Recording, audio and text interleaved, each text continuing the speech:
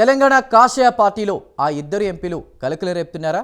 ఒక ఎంపీ నన్ను నా నియోజకవర్గంలో ఫుట్బాల్ ఆడుకుంటున్నారంటూ బీజేపీ రాష్ట్ర కార్యాలయం కేంద్రంగా ఆవేదన వ్యక్తం చేస్తే, మరొక ఎంపీ నా నియోజకవర్గం లేకపోతే బీజేపీ లేదని హాట్ కామెంట్స్ చేశారు. ఇంతకీ ఆ ఇద్దరు ఎంపీలు ఎవరు?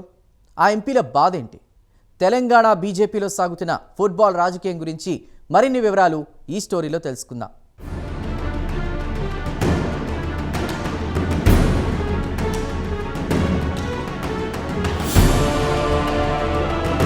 తెలంగాణ బీజేపీ పార్టీలో అంతర్గత కుమ్ములాటలు ఒక్కొక్క నియోజకవర్గంలో బయటపడుతూనే ఉన్నాయి. కరీంనగర్ కమలం పార్టీలో అంతర్గత విభేదాలు మరవక ముందే చేవెళ్ల పార్లమెంటు నియోజకవర్గంలోని కుమ్ములాటలు బయటపడ్డాయి. మరొక నియోజకవర్గం నిజామాబాద్, లేకపోతే బీజేపీనే లేదంటూ ఎంపీ ధర్మపురి అరవింద్ సంచలన వ్యాఖ్యలు చేశారు. ఇలా ఈ రెండు నియోజకవర్గాల ఎంపీలు బీజేపీలో కలకలం రేపుతున్నారు. అసలు ఇద్దరు ఎంపీల బాధలు ఏంటో చూద్దాం.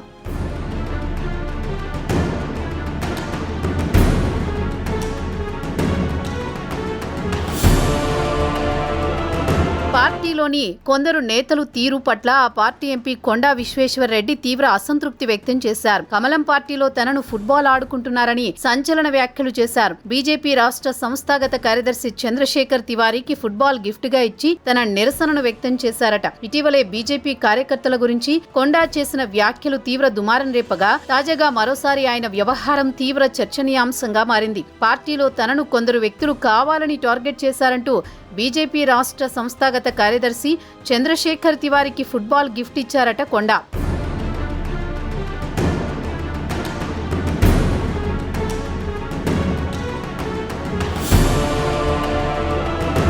రంగారెడ్డి, వికారాబాద్ జిల్లాలో బీజేపీ పార్టీ అనుసరిస్తున్న తీరుపై తీవ్ర ఆగ్రహం వ్యక్తం చేసినట్టు తెలుస్తోంది. తన నియోజకవర్గంలో జరుగుతున్న వాటిపై చంద్రశేఖర్ తివారీని కలిస్తే ఆయన బీజేపీ రాష్ట్ర అధ్యక్షుడు రామచంద్రరావును కలవమంటున్నారట. దీంతో తాను వెళ్లి రామచంద్రరావును కలిస్తే ఆయన అభయ్ పాటిల్ ను కలవమంటున్నారట. ఇలా ఒకరి దగ్గరికి వెళితే వాళ్లు మరొకరి పేరు చెబుతున్నారని తీవ్ర ఆవేదన వ్యక్తం చేశారు. జిల్లా అధ్యక్షుల తీరు, పార్టీ కార్యక్రమాల్లో నెలకొన్న సమన్వయం లేకపోవడంతో కొండా విశ్వేశ్వర్ రెడ్డి తన అసంతృప్తిని వ్యక్తం చేశారు. కమలం పార్టీలో మరో ఎంపీ ధర్మపురి అరవింద్ ఓ ఫైర్ బ్రాండ్. అంతేకాదండో ఆయన అహంకారి, పొగరు అనే మరో పేరు కూడా ఉంది. ఆయన గారు కారు దిగడు, కార్యకర్తలను కలవడు అనే విమర్శలు సైతం ఉన్నాయి.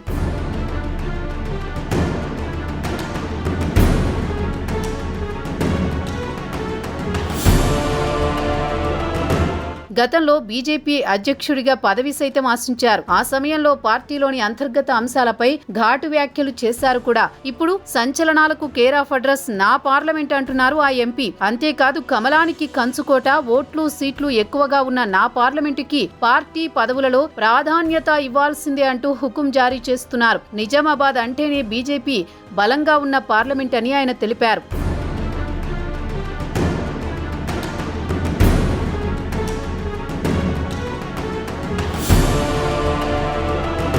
పార్టీలో కొత్త వారిని చేర్చుకోండి సార్, మీరు మమ్మల్ని ఉపయోగించుకోండి, మేము మీ వెనకాలే ఉంటామంటూ చెప్పుకొచ్చారు. రామచంద్రరావు చదువుకున్నవారు కాబట్టి ఆయనకు అభద్రతాభావం ఉండదు. పార్టీలో జాయినింగ్స్ పెంచి పార్టీని బలోపేతం చేసే బాధ్యత రామచంద్రరావుపై ఉందన్నారు.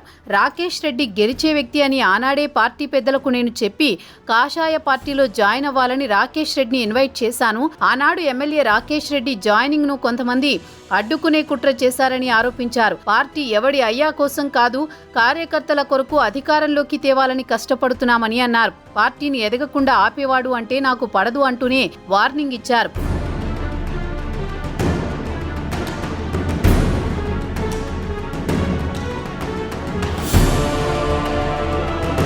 ఎమ్మెల్సీ ఎన్నికల్లో అంజిరెడ్డికి నిజామాబాద్ నుంచి భారీ మెజారిటీ ఇచ్చాం.